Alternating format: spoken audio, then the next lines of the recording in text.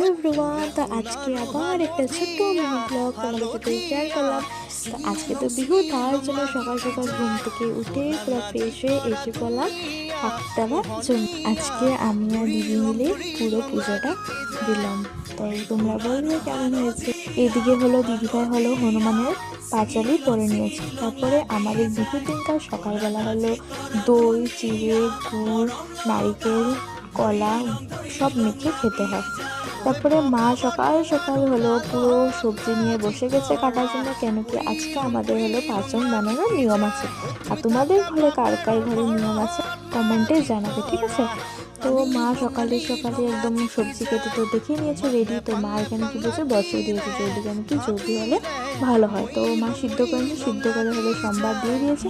তো আজকে আমাদের তিতা জিনিস খেতে হয়, তার জন্য মা হলো তিত কলার ভাজি বানিয়েছে, তারপরে বানিয়েছিল পাঁচন, তারপরে হলো চানার ডাল, তারপরে চাটনি করেছে। তোমরা কি দিয়ে খেলে কমেন্টে আমাকে বলবে। বা